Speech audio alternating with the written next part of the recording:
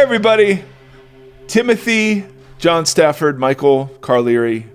Welcome to the Voxology Podcast. Charles Bob, if we're going to throw Seth in. And Seth, let's be honest, has taken kind of the preeminent lead. Seth Theory and Seth Theory. Exactly right. We're delighted. It's 61 degrees here in the Nashville region. Tim, where is it? What is it for you? It is currently 58 degrees. Nice. We're 2 hours ahead, though, so you'll be catching up. Yeah, it's been warm lately. And it is wonderful. The flip-flops are on. My legs are showing. Off, though? That's a great point. And all things are glorious in the middle of February. Eddie Vedder just released an album. Valentine's Day is coming up, and I got some good presents for my daughter and my wife. And you don't love your sons? Not on that day. Not on that day. They get Super Bowl Sunday. They get their birthdays. That's what they get. Hannah gets her birthday, Valentine's Day, and that's it. And then Mama, of course, gets, Mama Justy gets all the days. Absolutely right. So, man, we are delighted. We didn't make it through kind of all of our material last week, so I'm going to read a couple of emails, and then we'll dive right back into where we left off. First, I want to thank E.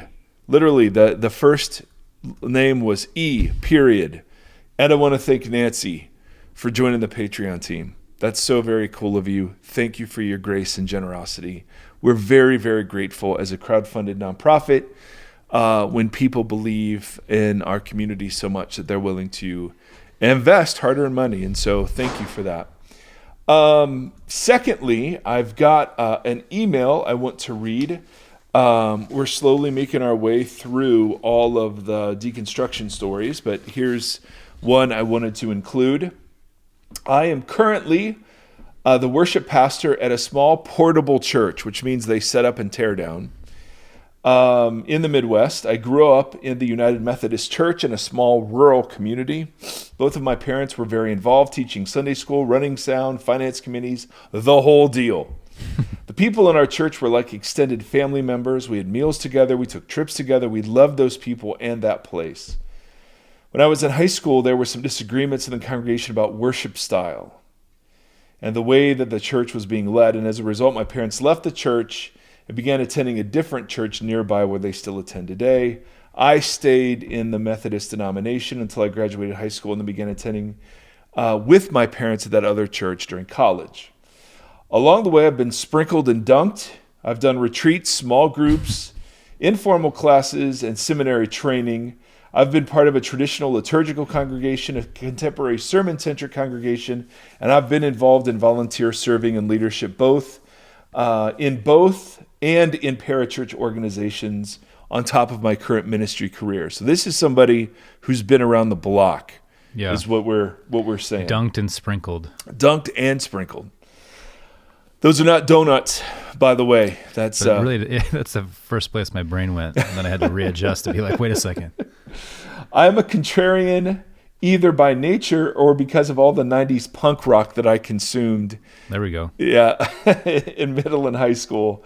So I don't usually buy all of what anyone is selling. My default posture is skeptical, and then maybe I'll come around over time. So as the conversation around deconstruction has been ramping up over the last few years in more public spaces, I've been really surprised to hear some of the reasons for the faith crises that people are facing and how often it is as a result of disappointment in the behavior of other Christians, whether publicly or privately. While I'm definitely disappointed by the things that other Christians say, believe, and do, it has never had any impact on my own faith, mostly because it doesn't surprise me. It's what I expect. And the reason is simple. People are stupid. I know this because I am a people and I am stupid. There you go. I love that line. People are stupid. How do I know? Because I am a people and I am stupid. I learn and grow every day. I come to new understandings and pick up new causes to champion in earnest. And then in a moment of idiocy or discomfort or expediency, I act or speak or think as if I'm the only human that's ever lived. What an ass. And yet every day I wake up with the goal in my heart to learn and grow in understanding and faithfulness to God, his creation, and the people he's placed in my life. I wish I could say I lay my head on my pillow each night having been successful, but it just isn't reality. And sometimes I'm wrong in my task and I don't even know it yet. Over the last couple of decades, I've deconstructed and reconstructed many of my earlier held positions and dogmas. If you wrote down a statement of faith and compared it line by line with one that I would have written 20 years ago, it would probably sound like two different people. But isn't that what life is? Yes. Yes. As a father of 4 in the midst of a second career, living in a different state in the midst of a global pandemic, I had better see the world differently than I did as a 16-year-old learning how to drive and listening to the Vandals on his Discman. There you go. I love that. I love it. Yep. Why are you not surprised? Oh, it's because people are stupid. Well, how do you know that? Because I am people and I am stupid. You know, to quote 80s, not 90s punk, but very late 80s punk. Yes. That was I used to sleep, which is insane. I used to sleep to Operation Ivy. I just put it on to sleep to it. That's what I'd fall asleep to at night. Wow. And the opening line of that record is, all I know is that I don't know nothing. Which means you know something. Yeah, but if you do all the double negatives, you're saying all Mike, I know is I know something. Mike, you're not a punk. True. Speaking of punks, though, if you see part of this deconstruction thing, our old friend, gosh, I don't even know his name. Yes. The Panheads. Remember when we talked about the Panheads? The Skillet guy? Skillet. Yeah, he's out there preaching against deconstruction. Yeah. And churches advocating, or people advocating for it or whatever. He's been going for it. Like we said, people use that word so loosely that I'd probably preach against whatever he's thinking too. Well, that was what people were saying that was interesting. Is they're like, he's got crazy tattoos. He plays like, the devil's music. And so people are like, you realize that you literally wouldn't be accepted in a lot of the things that you're talking about. Like the hard lines that you're talking about, you don't fit in those hard lines. Like, right. Just calm down for a second. Yeah. So good. All right. This is I had to read this when I saw the subject line. I'm a bounded fuzzy centrist. There you go. So there's a question at the end of this, but it's so kind of well written. Okay, great series going on here. I can see in razor sharpness the ultra bounded church fellowship I, quote, escaped from this last year after attending off and on for over 40 years. Oh, wow. So that's a lot of investment in a church community. I could never put my finger on it, although my wife, who is a lot, all caps, smarter than me, had figured it out years ago. I knew I was growing more distant over the years as it became harder and harder to live, quote, outside the lines of the fellowship. I knew the lines had been there for years, but politics and pandemics had made them much more dangerous to cross. I think that is very true. Yeah. So the boundary lines we have, those have been sharpened by politics and pandemics. That's really a good point. They were shown to us to be necessary. Yes. And so we had to respect them. Originally, I just chalked the lines up to a few vocal cranks in the congregation, everyone else being too polite or wimpy to challenge them, until I wrote, in all caps, the email. And we've heard this from many of you. This is how it starts. Yeah. I decided I need to step away for a while to straighten out some things in my head. So because I didn't want to do what most people would do in my situation and just disappear, I decided to write the leader of our men's group a fairly innocuous, so I thought, email, just explaining the need to step out for a while without laying blame or pointing fingers at anyone but myself. The reaction should have been predictable. While I didn't get any feedback concerning my own state of mind, everyone showed great concern that I decided not to attend the Bible study or go to church anymore. Yeah. Right? Nothing to do with how he's doing. Everything to do with,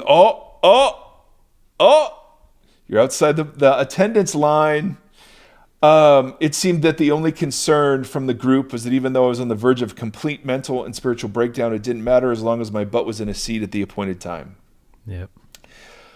What did shock me, so that reaction didn't shock him, but what did shock me was the meeting that my pastor requested. We got together where he proceeded to shower me with shallow platitudes and a great concern that my meeting attendance would be missed. Everything seemed to be going politely until I told him I was struggling with some of the teachings of the church and looking at some theological options. Turns out this is the worst thing I could have possibly said. I've never seen anyone turn from Mr. Rogers to Dirty Harry faster. Now, these are dated references. So look up Dirty Harry. What would be a modern Mr. Rogers and a modern Dirty Harry? I'm going to go with Ted Lasso to... that was good. That was good. And that was quick. Ted Lasso to Donald Trump. You equate Dirty Harry with Donald Trump? Well, just in the dirty part, but that's, that's fine. No, but anyway, he switched from being nice and polite to not that. Yeah. And he said, well, what things are you questioning? Not expecting being called out on a theological smackdown, I stammered out a couple of sentences about living a sanctified life after salvation by grace and not by works. He blasted back, that's not spiritual, and that seemed to solve it all for him. It's at that point I realized, and this is the point, the boundedness of the church was not the result of a few cranks in a passive congregation.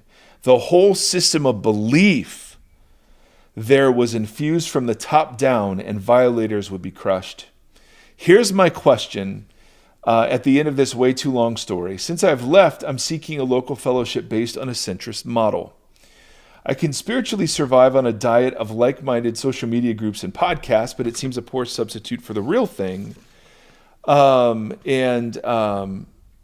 It seems to be a poor substitute for real people that are willing to let each other stumble around towards the light. I don't want to jump ahead of you guys, but I'm sure hoping the end of this story you're telling can be a real happy one where we can fellowship in the model God wants. Eager to hear your ideas on the matter. Yeah. Boom. Great email. So, Timothy, what are your thoughts initially to this? To that? Yes, to what we just to clarify, to what we just read. Yeah, I think Ted Your Lasso thoughts was a good example. Your thoughts. I tend to lean into what I said last week about how when we were kind of talking about the church model based on what the original church was and how often their gatherings were hypothetically anything like what we do. It seemed like it was mostly just, remember it was like, there's the one dude that could read but not necessarily interpret theology, and then you're waiting on a letter from Paul that came maybe who knows how far apart. And so what was happening in the middle of all those things? It wasn't, I would imagine it wasn't a bunch of teaching and worship and that kind of stuff. It was these people just investing their lives 100% into each other. Right. Which I think is the key. And also I keep learning how different everybody is wired than me. And that has been perhaps the most important human whatever Enneagram lesson. 4. We're not all like you, Tim.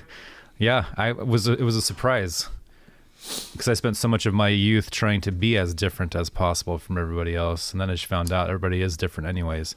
But I love it, the messiness of humanity, and when you think about those things, leaning into that, loving the differences between us, learning from the differences between us, and then just investing in one another on a daily basis. Yep. That's where we're at. We're still trying to figure out what to do with church, or if we need to do anything with church, or if we are just learning how to actually cohabitate with people and their kids and just live intentionally together. I love that. So what you're saying, and really this is where I was going to go with it, in total agreement with your brilliance, is that this isn't a model. This is a set of social practices and dynamics that can be embodied in different models. Yeah. So what you're looking for are groups of people who practice certain social dynamics. And that can be in a denominational church, a non-denominational church, a house church, a liturgical church. It can be, there's no sacred model out there. And if there were, we'd screw it up pretty quickly. I am a people and I am an idiot, to quote our other emailer. Yep. So what we're looking for are a set of relational practices. Maybe that guy gave us our new Vox Yes. motto. That's our next t-shirt right there. I am a people and I am stupid. Perfect. One of my favorite t-shirts that I just used to laugh, was poor spellers of the world untie. So this strikes me. Yeah, those are English class jokes. Yes. So this one's perfect along those lines as well. So yes, we are going to discuss the kind of relational dynamics, but you should already be getting a feel. The problem is you can't just show up once to discern whether or not a community has these racial, although that is included for sure. But these relational dynamics, it's a long process of discernment where you kind of have to dig in a little bit to see. And that's the scary part, is the bait and switch. The churches will say all the right things. The LGBTQ community feels this acutely. A church will say all the right things, and then as you dig in, you realize, oh, there's a different reality going on behind the scenes. Right. So, like unfortunately, a weird bait and switch. Yes, exactly. So unfortunately, there's no model. That's a centrist model. But there's a set of practices that can be practiced by people who have no idea what center set or bounded is. Yeah, I think you just nailed it. I think that's a great headline buffer to have at the forefront of this entire conversation. Boom. We are trying to find a model that works, but it's the model system that doesn't work. Right.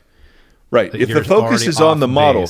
Now there are corporate formative practices that shape us. Those are linked to the other posture. Yeah. That shape us into these relational dynamics. Yeah. So they may play themselves out, like the communion, the table, the common table is absolutely central. Baptism, central.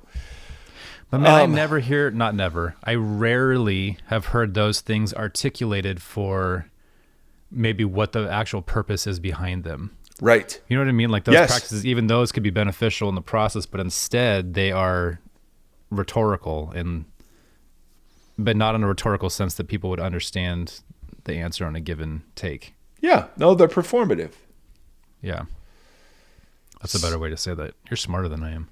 False. That is smarter false. And more articulate. So that is such a great question. I wanted to highlight the question, but the story was too good as he told it to just get to the question. So let's keep pushing into church discipline. And we talked about, and this again, disclaimers, Mark D. Baker, channeling Paul Hibert. If you want more, go there. Great stuff. As is usually said in research books, if there's a mistake, it's not Mark Baker, it's me. So, just keep that in mind. Discipline in a bounded community focuses on the boundary, of course, not much grace for failure. I'm just repeating what we said last episode. There's the universal application of a standard process, typically, and the judgment that is involved excludes and shames.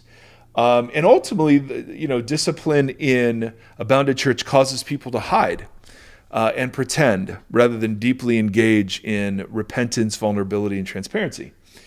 Discipline in a fuzzy church, often there's no such thing unless you're making it unsafe for people to be fuzzy. And that's usually just the don't ask, don't tell model of kind of mega church life. We'll just do our nice thing. It's only if you become a leader that we really care, about what's going on. Don't harsh my vibe. Don't harsh my vibe, says Timothy Chong, Stafford. Now, in centered communities, we made 2 points. Centered communities, and these are in order of priority, but centered communities will typically approach every case individually. They won't lead with, here's our rule, here's our process, here's our standard. And because they take each case individually, it's a lot messier and more time consuming. Secondly, there's an invitational character. We're always inviting. Love doesn't coerce. Love doesn't manipulate. Love doesn't guilt or shame. Love invites. And so there's an invitational character of centered church posturing towards one another that is super critical and important. We'll talk more about that in a little bit. Thirdly, there is relational discernment rather than judgment. Now, what I mean by this, and we've covered it before, when we were on the Sermon on the Mount, Jesus talks about two kinds of judgment. The word for judgment is the word krino. Did we cover this last episode? I don't remember. A little bit, yeah. Okay. Well, so krino can be used one of two ways. Good krino separates things, healthy, unhealthy, wise, foolish. Bad krino separates people, good, bad, right, wrong, godly, ungodly, in, out. Obviously, the bounded divisions practice and elevate that kind of bad krino, what we're going to call judgment. Discernment, on the other hand, is not the same thing as judgment because it's not condemning people and labeling them and excluding them into group identities. Yeah. So discernment, and we do this as parents and friends all the time. I've had friends who will simply come along and say, "Hey, man, maybe you shouldn't eat so much ice cream." You know what I mean? That's not a condemning. Now, I could hear it that way. I could hear it as a bounded condemnation. Right. But we'll talk about the way to create relational dynamics where it's not heard that way. We'll talk about that in a second. Right. The point is, we do this all the time with each other, the good krino, right? Particularly as parents or spouses. We can do this all the bad ways, and we're all familiar with those. But what you see in Jesus, there are times when he really goes after categories of people. And he's doing so in a prophetic form of speech that was very common. So when he says, "Woe to you, scribes and Pharisees," right? That's an oracle of judgment that is much different than the kind of judgment you and I are involved in. Right. Where I'm just like, well, that person's an idiot because they do X, right? Yeah, the bad krino looks at somebody on the outside and makes a judgment about their inside. And the judgments are always, in bad krino, self-serving to me, so that I come out on the better end of that. What about with my puppy? Because I call him an idiot often. That's fine. That's just a title of affection. I have no doubt that you just rejoice with that little puppy all the time. Yes, I was rejoicing all over the place this morning. Yeah, so was he or she. Yep. He is a he? Oliver, yep.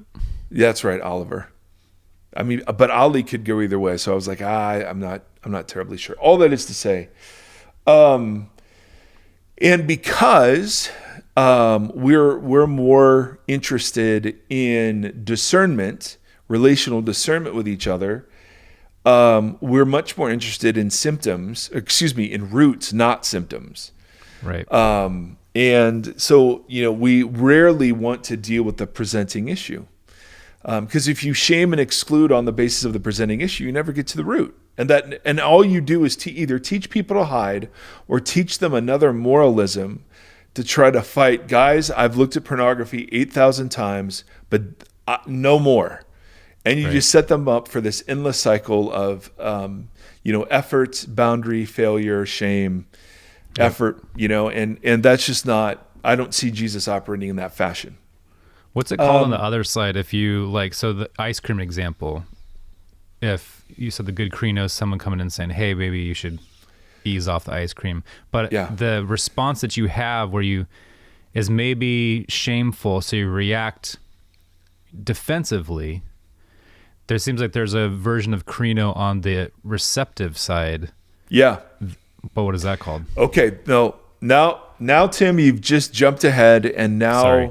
Never mind. Now, no. Put a pin in it. No, we're going right here because I want to directly answer that question. That is the key question. How do we, even if we're doing good krino, centered krino with each other, how do we create relational environments where that can be received well? Yeah. Now, we can't control how it's received, and very often my intention in saying something never matches the way the person hears it. Very rarely does that happen. I'll say, "But honey, I meant this." And she's like, "Well, here's what I heard," and it's over. Yep. Yeah. So, and we'll get to in a little bit, like how rarely krino should be practiced, because krino can often put us in a position to be superior or over somebody else. Right. And how to do it as someone who's alongside another is the key. Yeah. So to answer this question, I need to introduce a whole new block of material. All right? Okay. Now, this block of material ties directly into what it means to be centered, although Scott McKnight does not use this centered language. But this was totally transformative for me in my parenting and in my church. I mean, all of the stuff we're talking about is stuff I've been learning, and it's been ridiculous. So McKnight wrote a book about the church called A Fellowship of Difference with a T. The idea that the church should be a pizza or a salad where it's all mixed up together instead of kind of a one portion meal of just the same thing, right? There's the differences in the church make the church, and those are beautiful. And he has a subsection on there that for me was just boom, it was incredible. And it's about what it is to love, because love is one of those horrifically flimsy, elastic words that can mean damn near anything. My love for ice cream versus my love for my wife versus my love of friends, love of Pearl Jam. I mean, there's just no... And for a lot of us, love just means warm feelings, the feeling of affection, or an inner disposition to be positive towards somebody, or, love just means I kind of let you do your thing, you let me do mine. McKnight argues, because of the importance that Paul puts on love, and Jesus too, but Paul argues almost in every one of his books that love is the fulfillment of the entire Torah. Yeah. Paul doesn't have fuzzy love in view, nor does he have bounded love, all right? So fuzzy love is just this nice warmness, this soupy sentimentality that's, that really ties into how I'm feeling that day. Bounded love is, I love you only if, or I just love you when you do something. Now, again, this is not McKnight's definition, but centered kind of love is reflected on the kind of love that Yahweh demonstrates in his covenant with Israel and that Jesus demonstrates in his commitment to the church.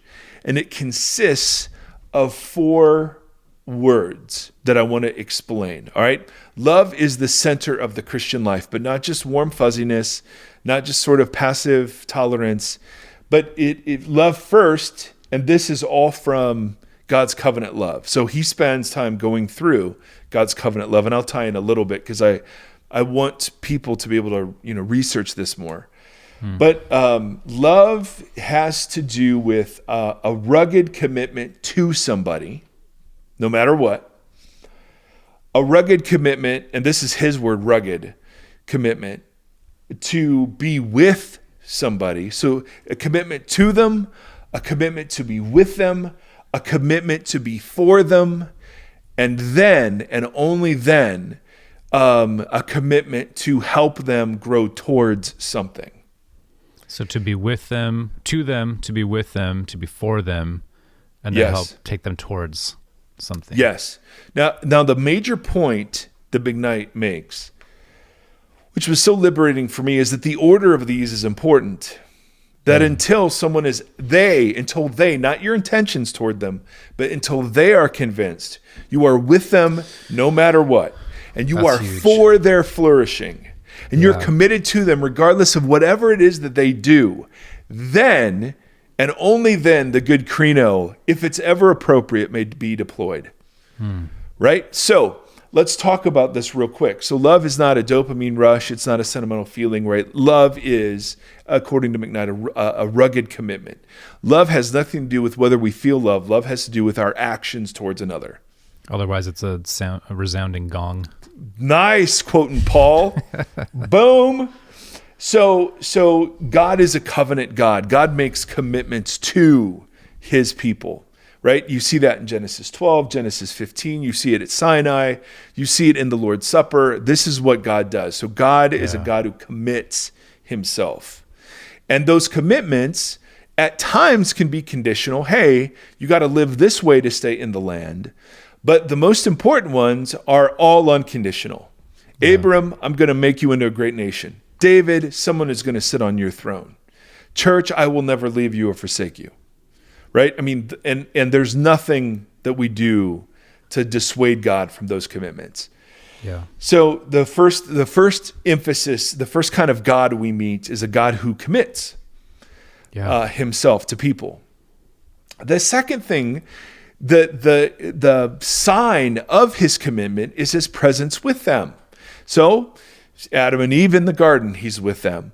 He's with them as they are in the book of Genesis, offering sacrifices in various places, waking up to, I had a dream about Yahweh right here in this certain place, says Jacob, right? I mean, Yahweh is still with them. He starts formalizing this with Abram, particularly in Genesis 15, reaffirmed in 18. That's where we get the first covenant and picture that God's going to be with. But the idea where it plays is in the Exodus story most, right? There, the commitment is, I will be your God, you will be my people, and I will be with you. And physically, he was with them. Cloud and fire, then Shekinah glory in the temple, and his presence with them. So Jesus comes, he tabernacles using the Exodus word with us, and then says, it's good that I leave so that the Spirit, my Spirit, will be with you. And then the Bible ends, of course, instead of in a garden, it's in a city, but it's the same promise. I will be your God. You will be my people in new creation. So that's the point of the Bible. The big biblical storyline isn't God getting us out of here. It's God being with the people who welcome him. Now, see you all next week. That's the Bible. There it is. So it's not just that he commits, but he commits himself to presence. All right? And then thirdly, he commits himself to advocacy. So even, Jesus' use of this advocate word or comforter word or teacher word to describe the Holy Spirit is really, really significant. Because Jesus is speaking in a legal, so many of his conversations in the book of John take on legal or have legal kind of connotations. And so, whether or not Jesus has two witnesses to his claims about being from the Father, I mean, all of this stuff, his lineage comes into play. Who's the true father of Abraham? I mean, all this stuff was not jurisprudence the way we see it, but it was legal. It mattered. And so Jesus' choice of advocate is really important because it literally means that someone who is for the flourishing of another. So it's not just that God is committed to us and that God demonstrates that commitment by being with us. And that's his great promise to his people. I will be with you, right? That's the last thing Jesus says. I will be with you till the end of the age.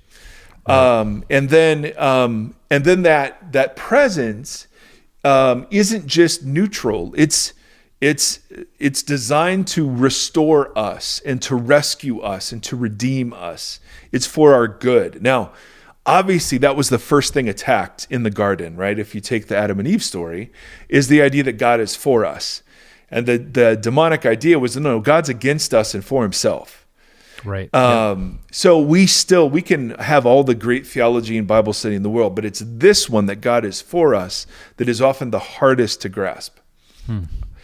And the only way we ever learn it is by failing and by walking in weakness and seeing his advocacy for us when we're not at our best and righteous. And then you're like, oh, okay, I actually believe this. And beginning to understand salvation isn't restoration or isn't a rescue from hell, but salvation is restoration to full humanity. Yep. And you learn forgiving people is actually better than holding bitterness, and being generous is better than being greedy, and being humble is better than being kind, and treating women not as objects is better than lust. You begin to inhabit those practices and realize, oh my goodness, this is actually the much better way to live than being enslaved to my anger, greed, or lust. So his advocacy is seen that way, but for many of us, it's still theoretical. but only in that context, when there's a rugged commitment to be with, and a rugged commitment to be for somebody, that then there is towarding. Now, this is McKnight's word, that he loves us towards something. I would use the word telos. There's an end in mind, and that love is towards Christ-likeness. If Christ comes as the first fully human since Adam and Eve, that's why, Adam is the first human and Jesus the second. That's the significance of that, is Jesus demonstrates what full humanity and true humanity is, and then invites us to be a part of that and have that restored in ourselves. That's the end game, as Thanos would say. Now, I was going to say, telos isn't that the name of the scroll in Captain Marvel? Ooh, great question. Sorry. That was one of my least favorites. I'm sorry. Yeah, I don't know. I don't know if that was the name, but it means end or goal.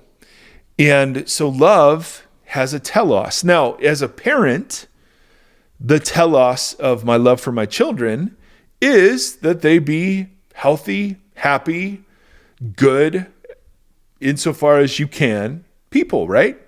Describe it any number of ways. Mature, they become functioning adults, they're good people, right? We all kind of know. So I'm loving them towards something. Yeah. But if all they hear from me is towarding, then they don't feel love. That doesn't feel like love. It feels like power, or it feels like manipulation, or it feels like a boundary. People with boundaries and say, hey. So when people say, hey man, the most loving thing you can do is just tell somebody they're going to hell, that's a boatload of crapola. That's not true. Yeah.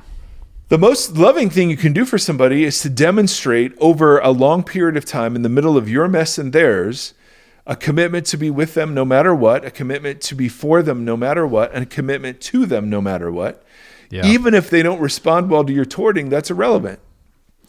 Only in that context, Timothy, is it possible for krino and towarding to feel like love. Yeah. So I've had guys come up to me, and these are just really dumb examples. But like I had a guy, I've had this happen several times, where somebody at a random church will just come up and say, hey man, you really need to lose some weight. And yeah. And I'll be like, hey, I had no idea. Thanks. It's really, I'm not supposed to look like this. And it's like, I don't receive that as all. In fact, I immediately click into, you're a jerk mode. Okay. Yeah, that was always the original founding principle of Young Life, was the earning the right to be heard. Yes. Well, this is a more detailed explanation of that. Yeah. But when I have good friends like you or Kevin or whoever who are like, hey man, I want you around for a long time. Right. Are you doing the things you need to be doing to be here for you and your family? That's a whole different thing.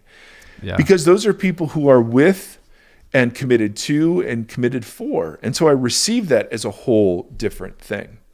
Right? Now that's just a dumb, obvious example because I talk about weight all the time.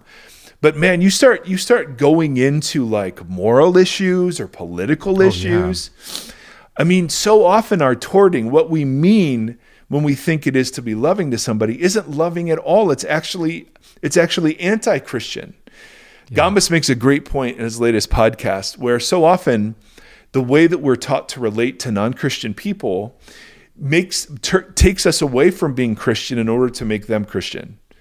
So we'll use pressure tactics, awkward conversations, whatever, in the name of loving somebody. Yes, absolutely. But we've drifted from any semblance of what love actually turns out to be. So, Timothy, back to centered set. All right, so there was my block of material. Are you sure? Because I have I have like a bunch of questions Go. that can derail you further. No, let's derail. Timothy, your great gift is helping us all process. No, no. This is everything you just said is huge, and it obviously connects to everything we've been talking about for the last year or two. Yeah. What it means to follow Jesus, what Jesus was actually trying to get at, then what it looks like in the implications of new creation, et cetera, et cetera. And so the question so we've asked a few people, like we asked Gambas, we asked Jersak. We've asked a couple people, like, why did Jesus have to die? That's at the root of a lot of these things. So, and it brings me back to evangelism all the time, because we're founded as evangelicals. We're founded on going out and making converts and having big tent revivals, or having missions trips, or having big altar calls, or having big holiday services that tell people what they need. Like, this is the foundation of our faith. Whether or not it's right or wrong, that's literally how we structure everything. Totally. So with all these people asking questions about church, how do I find a church? What do I find in church? If the church is built on that foundation, but not on this foundation of long-term living amongst people, all the four things that you just listed out. So my question becomes, like, so at the end, when you read Matthew, and we've talked about this before, I think, like, the Great Commission, right? So go, we've kind of established that go is like, go down from here, make disciples of all nations. Making disciples, what does that mean? Well, it means go back to the beginning of Matthew and read and learn what Jesus said is what it means to be a disciple, and to grow and to learn in the ways that Jesus instructed. So if we're doing that, if that's the Great Commission, is actually learning to go and practice the Sermon on the Mount in a group of people, if that's the focus of a church, or should be the focus of Christian life, and what we call Christian life in a gathering is church, it's do you see what I'm getting at? Or am I wandering Man, too you far? had a great head of steam, and then you just sort of faded I out. don't want to take us too far off course, but it's like I don't see, we're so built on this evangelizing model and saving souls and salvific language and all this kind of stuff. But that's everything that we keep studying, every series, does not have that at the core of it. No, not even remotely. It has the four things that you just said. Right. So if a church, if you can't do that, if that cannot be modeled or enacted within the group of people that you're meeting with, then that's not church. That's right. Well, so the whole model is like, I don't know what to do with it. Well, it starts from a beginning point that we never thought to question. Because it starts from, okay, what's the gospel? Well, the gospel is being forgiven for your sins so that when you die, you go to heaven and avoid hell.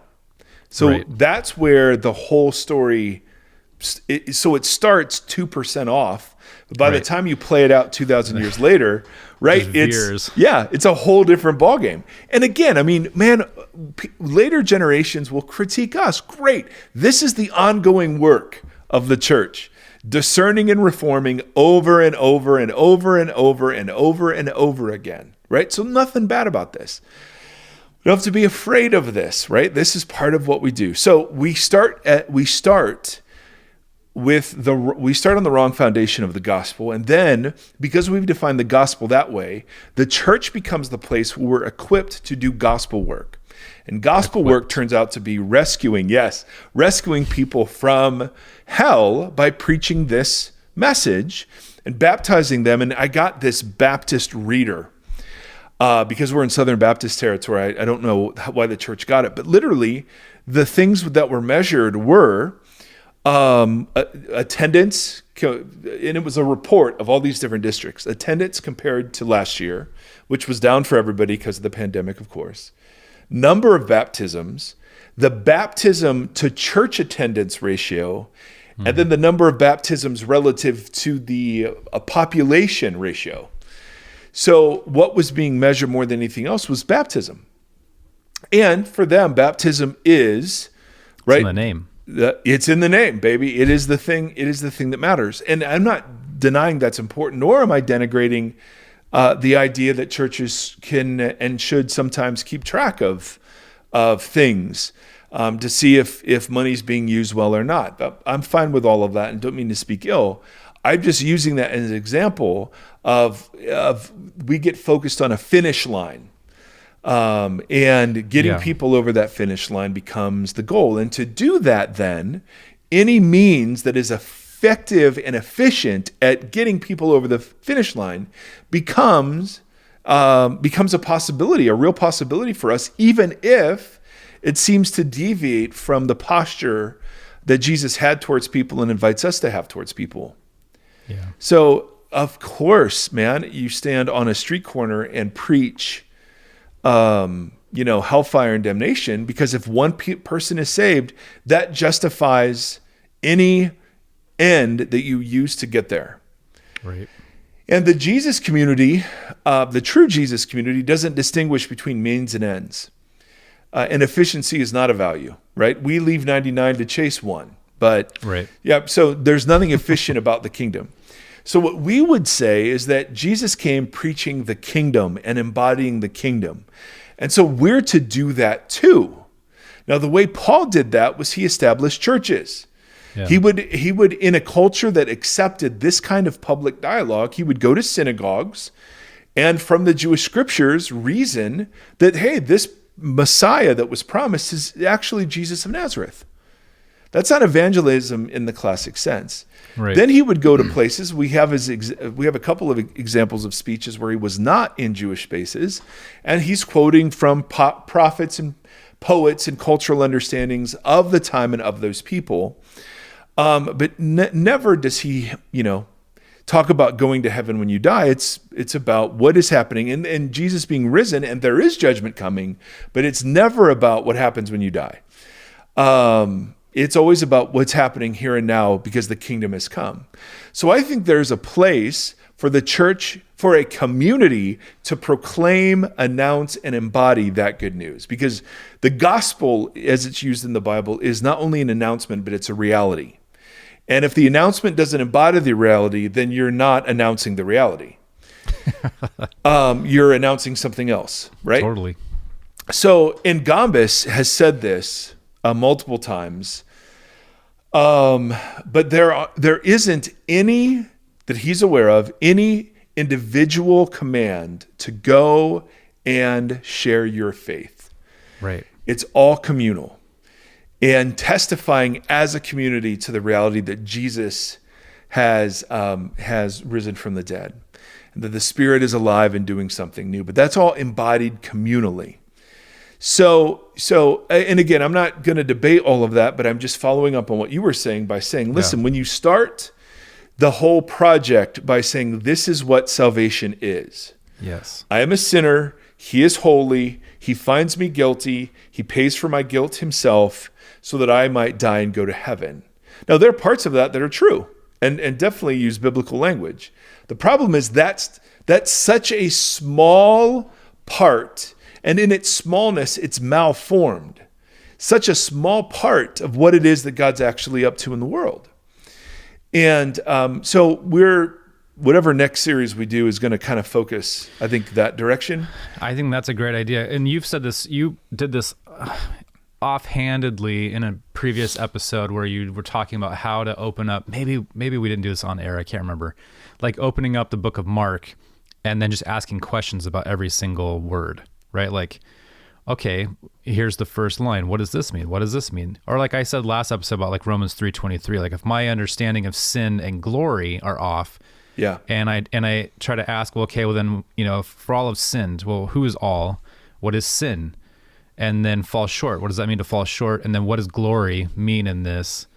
And how does that glory pertain to God? What is God's glory within that equation?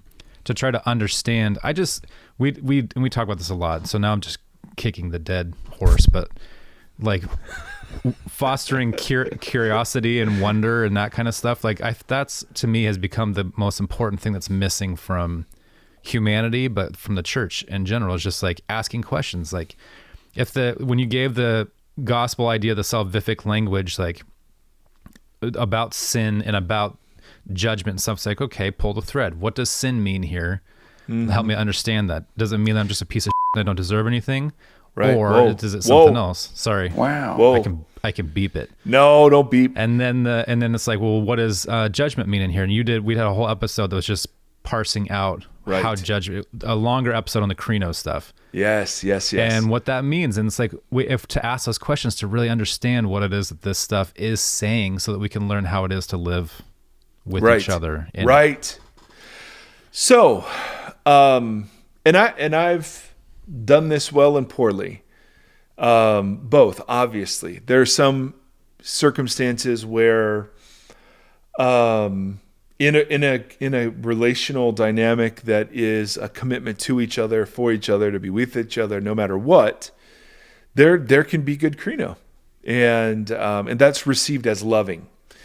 But most often we're not willing to do that. We'd rather write statements.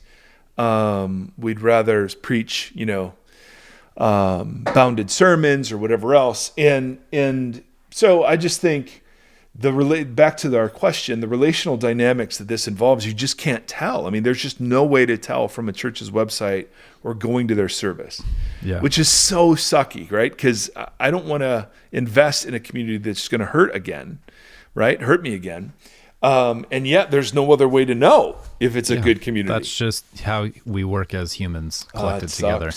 All right. So back to Bounded. We're at an hour. I have no idea where the time went. This is ridiculous. I have no clue. So central to centered church discipline would be relational discernment rather than judgment, right? And the cultivation of the kinds of relational dynamics that embody themselves in commitments to, for, with, and then and only then towards. And that was McKnight's big point. That was the one sentence made this all worthwhile to me. The order of that matters. If you skip the order, then it's going to feel like bad krino and not good krino. It likely is by definition. Good church discipline or centered church discipline focuses on wisdom rather than rules. And I've learned this totally reshaped my parenting. I don't give rules to my kids at all. I say, hey, I just want you to know I have certain expectations of how this is going to go down. And, whether it's like how fast they drive or attendance at a certain thing or whatever. But we've never been a bunch of rule mongers, like just, hey, well, you can't do this and you can't do this. So for drinking, we've wanted our kids to be wise. And so we approach our kids to say, listen, this is what a healthy relationship with alcohol looks like. We model it in our home. We allow them to taste alcohol. And we realize that there may be drinking underage, and that there may be, things that we wouldn't necessarily want for them, but because we're raising them as adults, particularly our oldest who is in college, it's like, well, if you teach them rules, then rules become the focus and they judge themselves good or bad based on that. If you teach them wisdom, then the conversation I have with them about drinking, they'll actually come home and tell me, hey, I tried this and X, Y, and Z, and then we'll have a conversation about X, Y, and Z. But and you brought that up last episode with like sexual purity, like here's the line, and the question only becomes, well, how far can I? How close can I go? Right. Instead of, and that's how we talk about sex. Here's what a healthy relationship with sexuality looks like. Yeah. Now, obviously, God's a huge part of that, and the hugeness of God's part in this is the declaration that it is good, and it is fully human. Right? It's not a bad thing. We were sexual before we were sinful. But the last thing I'm going to do is give them lines that can become bounded in their minds. Right? Now, they know where we're at because we have conversations. Yeah. We've told them our stories. We've talked to them very honestly and openly about things using real words at real times, not trying to overwhelm them, but trying to be ahead of the curve in terms of what their classmates are talking about. And so whenever we go back, if there's ever something that's wobbly, and I'm like, hey, I need to have a kind of a conversation with you right now about wisdom. Do you think that was a wise thing? Would you encourage other people to do that? So that's something, and invariably they're like, well, no, I don't think it was wise. But that's different than saying it's wrong and you've defied me and you should be punished. So for me, the lines that I was given have turned into needed to turn into pieces of wisdom. We want you to be healthy sexually. And here's what that means, right? And so we talk about what that looks like and means. But we don't draw a line at premarital sex. We don't draw a line at, well, you can't drink. We don't draw a line at you can't cuss. Yeah. Our bigger goals with our children are to be absolutely committed to them in all of their ness, in their adolescence, in their adultness, in their weirdness, quirkiness, weakness, failure. We're ruggedly committed to them. We want them to know no matter what, they can tell us anything, and we will be with them in that thing. We've had to prove that in some uncomfortable conversations. Yeah. And then for them to actually believe that we are for their flourishing. They only believe that after they failed and feel shame. Totally. And when we come along and are like, no, this is not how we respond to this. Yeah. And it has been, and then of course there is torting, of course. Hey, we're torting them towards wisdom. Mm-hmm. And the wisdom looks like a lot of the biblical teaching, right? But it doesn't look like a bounded line that just begs the question, how far can I go? Yeah. Before I'm guilty. It has much more to do with what kind of people. So when we talk about pornography, I don't talk about pornography. I talk about how my son looks at, treats, and wants to value women. Yeah. And do you think porn helps that or inhibits that, right? Right. Yeah. And there are times we have shorter conversations like, hey, bro, man, be safe because this thing is, this, like, there are shows on some of the streaming services that I hear about, and I just am like, hey, man, I'd be really careful with this one. Here's what I've heard. But I'm not saying don't watch it. Right. I'm saying I think it'd be wise if you didn't. Yeah, and that's the critical thinking and all the different things that we've talked about that gets tossed into academia, but is not allowed to be a part of a Christian conversation. It's like, it's just as applicable here. I never knew that God would be with me in my badness. I never knew that. Right. And our kids, when we raise them moralistically, don't believe that we will be with them in their badness. So they hide it. They pretend. They talk one way in front of us and a different way in front of their friends. And I understand some of that's normal. Totally. Of course. Of course. I don't have expectations that we're pals. No, there's a parent-child relationship in view here. But what's the goal of it? We want it to be reciprocal and mutual. I'm shaped by them as I'm shaping them. Yeah. Right? Torting can never just be one way. It always has to be a two-way street for it to be really received as love. And we have, instances where, there have been a few times we've been like, well, I think what you're telling us by never putting your lunch away is that you want to start packing your lunch. So why don't you go ahead and start packing your lunch? And then wouldn't you know the next day the lunch is put away, right? So, hey, when you leave your clothes everywhere, that's just telling us you're ready to do your own laundry. Yeah. Right. But that's so different from the way I was parented, of course. And let alone when I failed not the cool failures of like, oh, I got a bad grade or I got a speeding ticket or something, but like the nasty stuff. To have someone present there, is just utterly transforming. And that's why support groups, flourish in our world, because that's what they are expressions of this kind of love. And in instances of addiction, there do have to be boundaries. Absolutely. Sobriety is defined as this, and it's very specific. Yeah, but that's one of those, that's another example of that's a more intense example of the food one that you use as a metaphor, like the coming along somebody in addiction, they're even more likely to be defensive because there are physical hooks that are involved and different things. Right. You know what I mean? It's like that's even more reason to have earned that right in someone's life to be walking with them and loving them. Or we've mentioned that's 7 years into our marriage, a lot of the couples around us started to get divorced. Now we're at round 2 of marriages around us falling apart. And it's like, those are really uncomfortable conversations and very hard conversations to have with people. And me just walking up to a stranger being like, hey, don't be an idiot. Fix your marriage. That's not going to solve anything, but I don't know. This is just part of living in the mush pot together. Right. But listen, I mean, I can hear the critiques I would have given myself, 10 years ago. Or what about? And I totally understand those. And it is messy and people may disapprove of our parenting style. We don't require them to go to church. Hannah goes because she wants to, and we would never require that of her. She gets to wear whatever she wants. She gets to talk however she wants. She brought a friend who took communion for the first time ever and said in a non-hushed voice, "Man, this tastes like shit."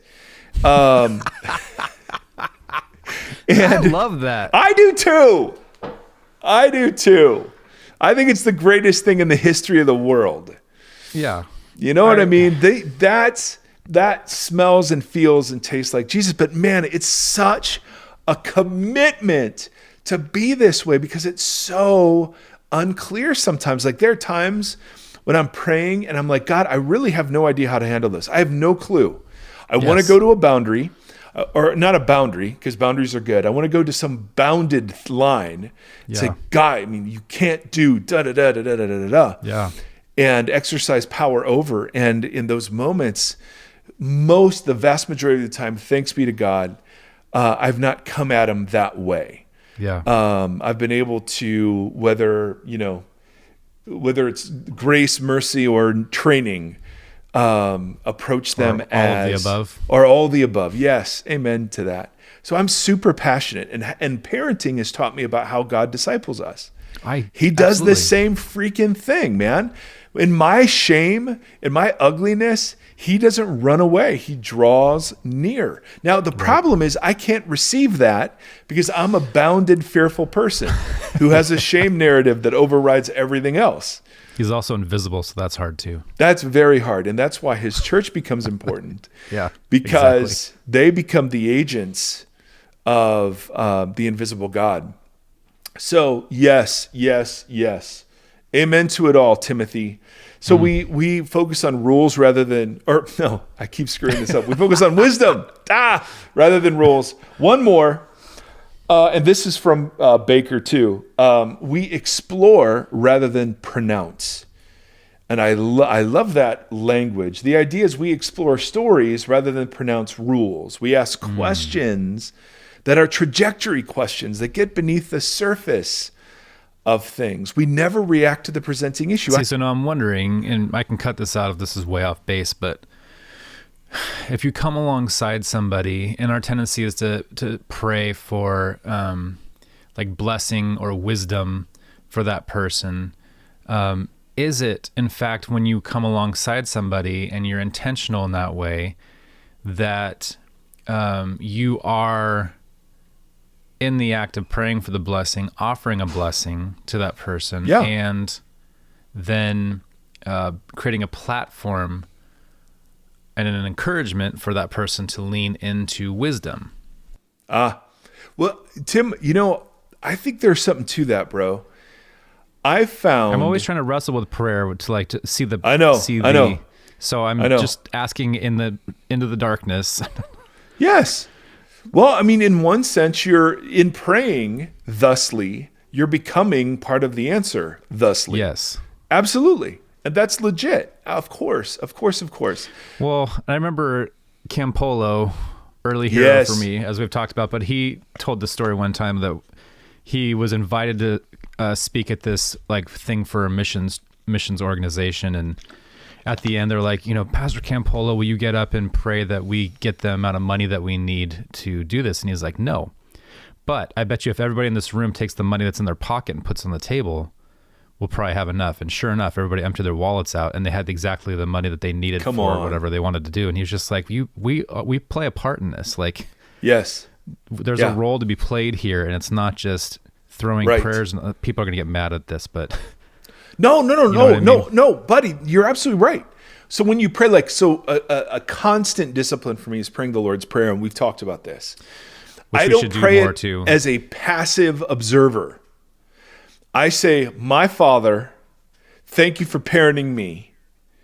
I volunteer to keep your name holy. Not just let your name be holy out there somewhere, but I volunteer to be one who does. Right? Mm-hmm. I don't just pray abstractly, may your kingdom come. No, I pray that it would come in me, and it would come in my marriage, and it would come in my fathering, and in my friendships, and my work. Yeah. Not just on earth as it is in heaven, but here. And implied in all of that is I am in partnership with God in the bringing about the answer to the thing I've just prayed for. Yeah. Totally, dude. That is absolutely right. Absolutely right. That's why I try to remove all passive language from my prayers. God, I just want to pray. God, I need this. I really need your help here. I need it. I need it. I think it'd be in your best interest to do it. So let's go do this. Or other times it'll be like, hey, God, I think this is what you're inviting me into. I'm going to go chase.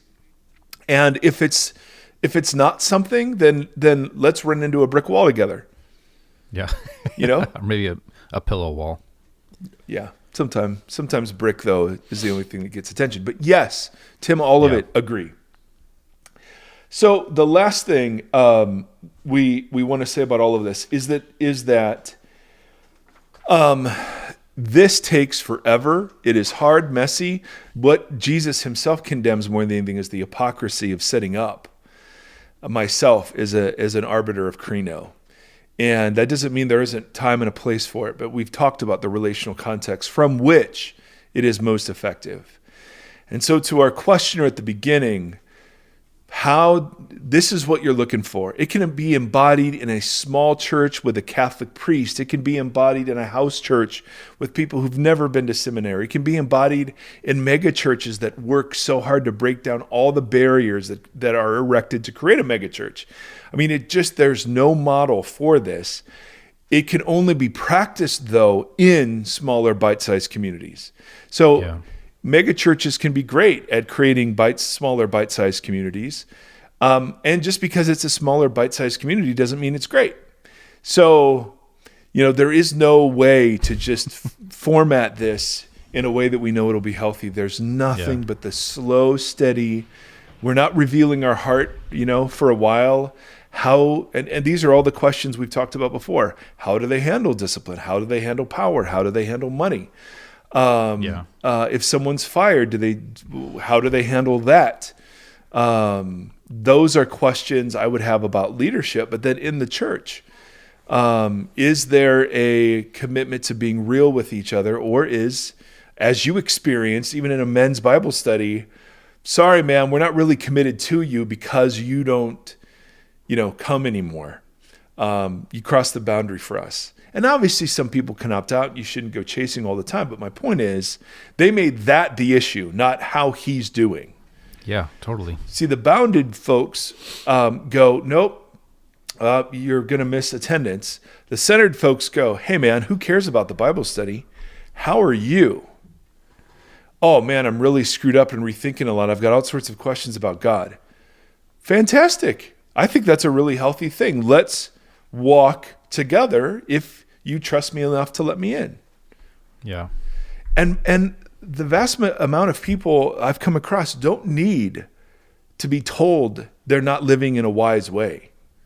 Right. They just need permission to kind of arrive there themselves without being, told by some time and space to learn and grow and yes.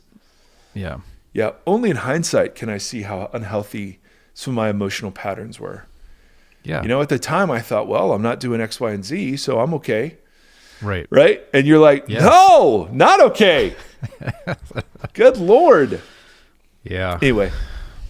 All right. Well, more mess. I know, guys, please email us questions or thoughts about all this stuff. We're getting so much by way of comments and question on this conversation. I think what we're going to do, we'll give this a couple of days, but I think we're going to release a midweek episode that's just listener comments and questions, because so many other points are being raised. And whether you're a church leader or not, I think this has such important relevance about what it means to be Christian. Yeah.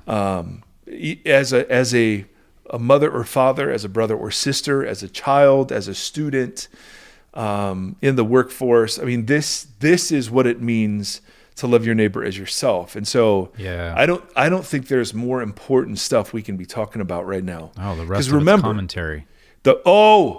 Because remember, the question that provoked it was, how do I be unified with people who believe ugly, terrible things? Yeah. And our answer is going to be, well, it depends how you define unity. If unity means all the adherence to a boundary line that we all agree on, then hell no, we're not going to be unified.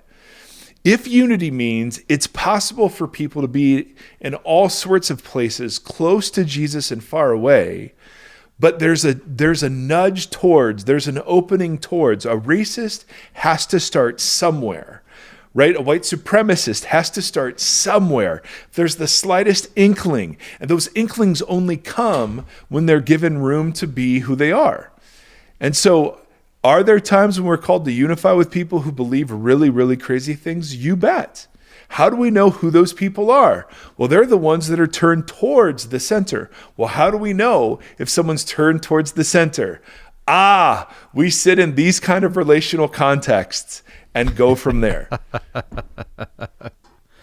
And it's a pain in the butt. And you could probably only do it with 2 or 3 people, diligently, as busy as most of us are.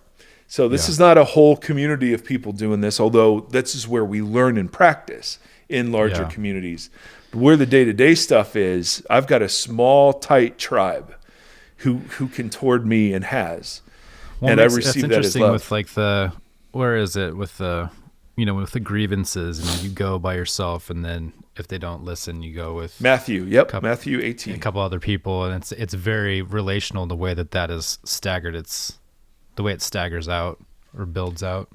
And it's dignifying. I'm not going to publicly shame you. Yeah. I feel like you sinned against me, and we need to discuss this. Now, the sin, back then, man, the sins were social. They were honor, shame. They were unjust practices. When they heard the word sin, it was a much different connotation than we have.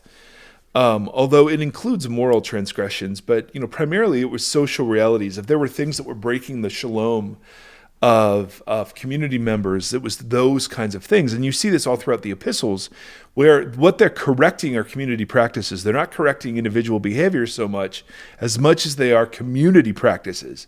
Hey, you guys need to stop favoring the rich. Hey, you guys need to stop celebrating this incest. Hey, you guys, need to embody new creation and walk away from all of this malice and argumentation and such. So all that is to say, friends, we're going to progress out of church discipline. If you have more questions about this stuff, please email us. We'll do an episode that's just listener questions and responses. And then we're going to go, I think the next episode is clarifying the center. What kind of Jesus are we talking about when we say Jesus is the center? And then we'll talk about the relational dynamics that have to be in place and the community formation that makes space for those relational dynamics that have to be placed to create a centered community. Because it takes some work to center it and then to maintain. Because, man, the thing I always want to go to, my automatic reaction based on upbringing in flesh is to go bounded, always and forever. Yeah. Right? To label, to do bad krino, it's just so built into me. And so to have that discipled out of us is a really, really long project. So anyway, there you have it, sports fans. You guys are amazing. Learn what you have learned. Isn't that? Yes. And Jesus did it all the time, the poor disciples. My goodness. And he still does it today. May the Lord bless you and keep you. May the Lord shine his face upon you and be gracious to you. May the Lord lift up his countenance to you and in these days give us peace. Connect with us at voxologypodcast.com. We're grateful so much that you tune in. Thank you for listening to this conversation. Voxology is a 501c3 nonprofit organization that is supported by listeners just like yourself. If you'd like to partner with us, you can do so at patreon.com/Voxology. You can also join the community and hang out and chat with us on the socials, Facebook.com/Voxology Podcast, and on Instagram @Voxology. Thank you for walking the long road with us.